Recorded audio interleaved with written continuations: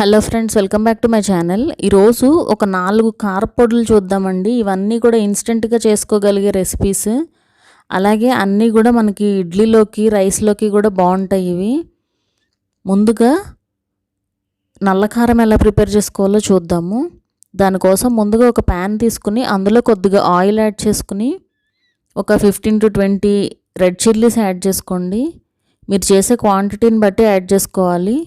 అలాగే ఒక 50 గ్రాముల ధనియాలు యాడ్ చేసుకుని ఒక 4 to 5 minutes పాటు ఇలా ఫ్రై చేసుకోండి. మంచి వాసన వస్తూ ఉంటాయండి అవి కంప్లీట్గా ఫ్రై అయ్యాక. ఇప్పుడు ఇందులోకి కరివేపాకు యాడ్ చేసుకోండి. కరివేపాకు ఫ్రెష్గా ఉండేలాగా చూసుకోండి, బాగుంటుందండి టేస్ట్ ఫ్రెష్గా ఉంటే కరివేపాకు. సో ఇప్పుడు ఇది కూడా యాడ్ చేసుకుని ఫ్రై చేసుకోవాలి. ఒక 2 నిమిషాల పాటు ఫ్రై చేసుకున్నారంటే ఇవి మనకి పర్ఫెక్ట్గా ఫ్రై అయిపోతాయి మీడియం ఫ్లేమ్లో. ఇప్పుడు స్టవ్ ఆఫ్ చేసేసి పక్కన పెట్టుకోండి. అవి ఆరిపోయాక ఇప్పుడు గ్రైండ్ చేసుకోవాలి. ఇప్పుడు ఒక మిక్సీ జార్లోకి యాడ్ చేసుకోండి. ఇవన్నీ కూడా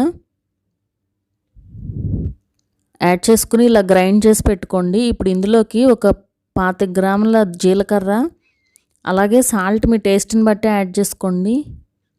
అలాగే చింతపండు ఇలా చిన్న చిన్నగా చేసి యాడ్ చేయండి, ఒకే ముద్దలాగా కాకుండా. అలాగే ఒక వెల్లుల్లిపాయ నుంచి ఇలా క్లోవ్స్ తీసి యాడ్ చేసుకోండి. పైన తొక్క తీయాల్సిన అవసరం లేదండి, డైరెక్ట్గా యాడ్ చేసుకుని ఇలా పౌడర్ లాగా చేసి పెట్టుకోండి. అంతేనండి, నల్లగారం రెడీ అయిపోయినట్టు. చూసారు కదా, చాలా సింపుల్గా చేసుకోవచ్చండి. దీన్ని కనుక ఎయిర్ టైట్ కంటైనర్లో స్టోర్ చేసుకున్నారంటే ఒక 2 to 3 weeks పాటు మీకు స్మెల్ అది కూడా ఏం పోదు, చక్కగా టేస్ట్ కూడా చాలా బాగుంటుంది. ఇప్పుడు నెక్స్ట్ పుట్నాల పప్పు కారం ఎలా ప్రిపేర్ చేసుకోవాలో చూద్దాము.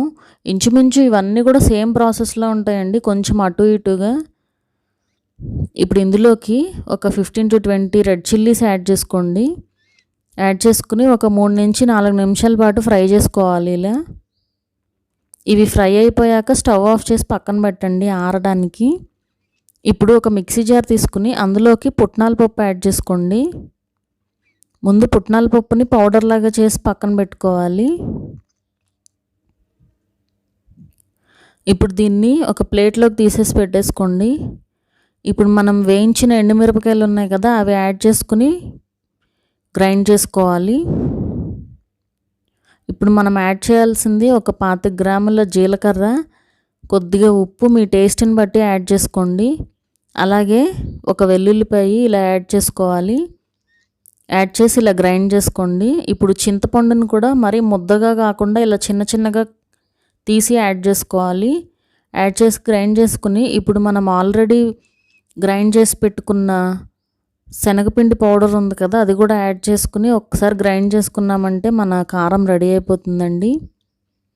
ఎయిర్ టైట్ కంటైనర్లో కనుక స్టోర్ చేసుకున్నారంటే 2 to 3 weeks పాటు నిల్వ ఉంటుంది. ఇవి ఇడ్లీలోకి బాగుంటుంది, అలాగే రైస్లోకి నెయ్యి వేసుకుని తింటే చాలా బాగుంటుందండి టేస్ట్.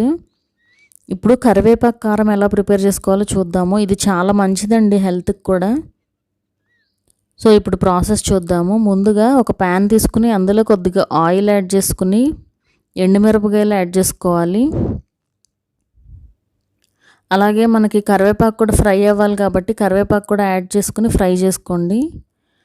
కరివేపాకు కారం కాబట్టి కొంచెం ఎక్కువే పడుతుంది కరివేపాకు కూడా. యాడ్ చేసుకుని ఇలా ఫ్రై చేసుకోండి. ఒక 2 to 3 minutes పాటు ఫ్రై చేసుకోవాలి.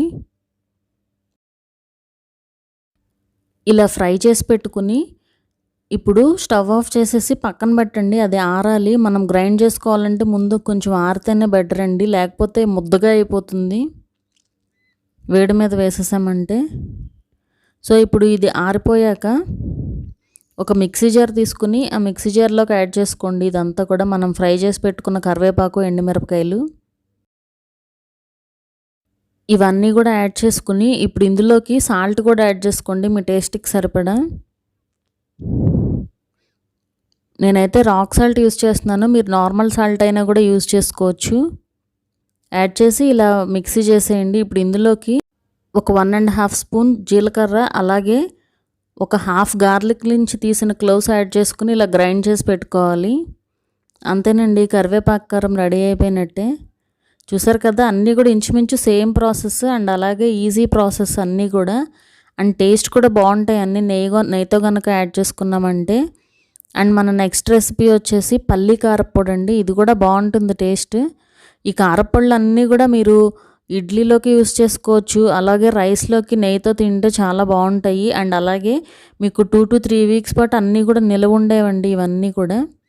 దానికోసం ముందుగా ఒక ప్యాన్ తీసుకుని అందులో కొద్దిగా ఆయిల్ యాడ్ చేసుకుని ఇలా ఎండుమిరపకాయలు యాడ్ చేసుకుని ఫ్రై చేసుకోవాలి. అలాగే పల్లీలు కూడా ఫ్రై అవ్వాలి కదా, సో అవి కూడా యాడ్ చేసుకుని ఒక 2 మినిట్స్ పాటు ఇలా కలుపుకుంటూ ఫ్రై చేసుకోండి. ఇప్పుడు ఇందులోకి కరివేపాకు యాడ్ చేసుకోవాలి. మీరు గనక అబ్జర్వ్ చేస్తే చూసారు కదా, అన్నిట్లోనూ మనం కరివేపాకు యూజ్ చేస్తున్నాము. అది గనక యూజ్ చేస్తే మంచి టేస్ట్ వస్తుందండి కారప్పొడులకి. ఇప్పుడు ఇందులోకి కొద్దిగా చింతపండు యాడ్ చేసుకుని ఇలా మిక్స్ చేసుకోవాలి. చింతపండు యాడ్ చేసాక 1 నిమిషం పాటు ఫ్రై చేసుకుని స్టవ్ ఆఫ్ చేసేసి ఆరనివ్వండి. ఆరాక ఇప్పుడు ఒక మిక్సీ జార్ తీసుకుని అందులోకి జీలకర్ర, వెల్లుల్లిపాయలు, అలాగే కొద్దిగా ఉప్పు అండ్ అలాగే మనం ఫ్రై చేసి పెట్టుకున్న పల్లీలు, ఎండుమిరపకాయలు ఇవన్నీ కూడా యాడ్ చేసుకుని ఇలా పౌడర్ లాగా చేసి పెట్టుకోండి. అంతేనండి, మన పల్లీల కారప్పొడి రెడీ అయిపోయినట్టే. చూసారు కదా, చాలా సింపుల్ రెసిపీస్ అండి ఇవన్నీ కూడా. అండ్ అలాగే 2 to 3 వీక్స్ పాటు నిల్వ ఉండే రెసిపీస్ అండి ఇవన్నీ. ఒకసారి అయితే ట్రై చేయండి. మా వీడియో కనుక మీకు నచ్చినట్లయితే సబ్స్క్రైబ్ చేసుకోండి. అలాగే మీ ఫ్రెండ్స్కి, రిలేటివ్స్కి షేర్ చేయండి ఈ వీడియోని.